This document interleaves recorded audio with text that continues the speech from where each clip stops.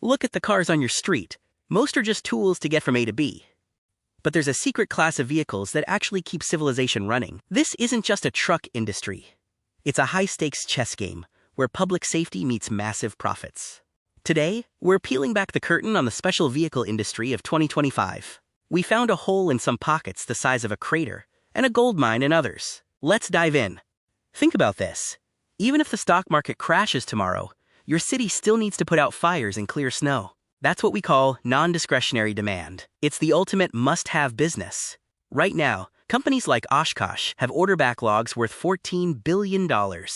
That's enough to buy every person in New York City 2 high-end iPhones, and they're already sold before they're even built.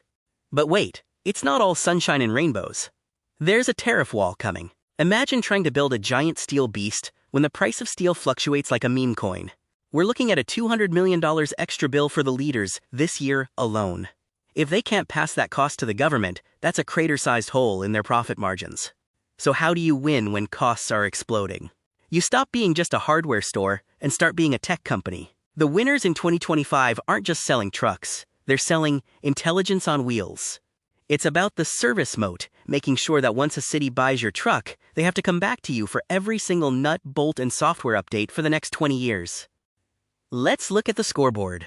Who's actually making money? Oshkosh is the undisputed heavyweight champion here, bringing home nearly 15 cents for every dollar they touch. Compare that to the niche players who are barely scraping 9%. In this business, scale isn't just an advantage, it's survival. This is the Volterra. It's an electric fire truck. Why does this matter? Because it's not just green, it's better. It's quieter, faster, and cheaper to maintain. And with the USPS ordering 165,000 new delivery vehicles, the electric revolution in this sector is moving faster than a Tesla in ludicrous mode. The world is a messy place right now. Construction is down in some areas but booming in others. The smart players, like Hyundai Everdyne, are pivoting. When Korea's housing market got quiet, they headed straight for the desert, helping build the futuristic Neom city in Saudi Arabia. They aren't waiting for the storm to pass. They're moving to where the sun is shining. Here's a pro tip. Watch the inventory. Some companies are carrying too much stuff they can't sell, like a hoarder's garage. Rev Group, however, is staying, quote, asset-light. They sold off their slow-moving bus business to focus on the high-speed, high-profit ambulance and fire segments. They're traveling light to move fast. This is the Netflix of the truck world. Once you have 135,000 vehicles on the road, you don't need to find new customers every day. You just need to keep the ones you have. This installed base is like an annuity, a steady stream of cash from parts and repairs that keeps coming in even if no new trucks are sold this year. Do you want to be the chef or just the guy who assembles the meal? Companies like Miller are buying their own hydraulic factories. By making their own guts, they don't have to wait in line for suppliers. If you rely on others for your chassis, you're at the mercy of their schedule.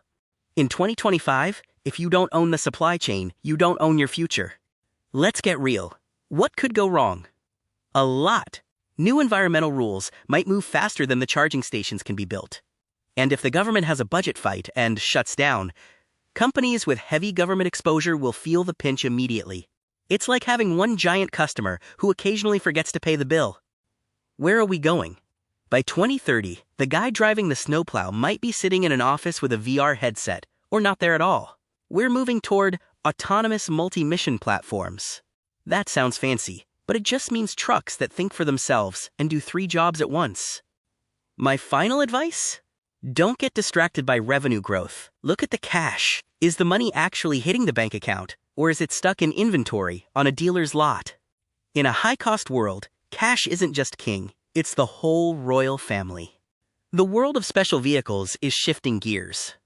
If you want to know which companies will cross the finish line and which will stall, you need the full data. Reach out to us at HDIN Research. We have the maps. You just need to drive. Don't forget to like, subscribe, and check the description for the full report link. See you in the next deep dive.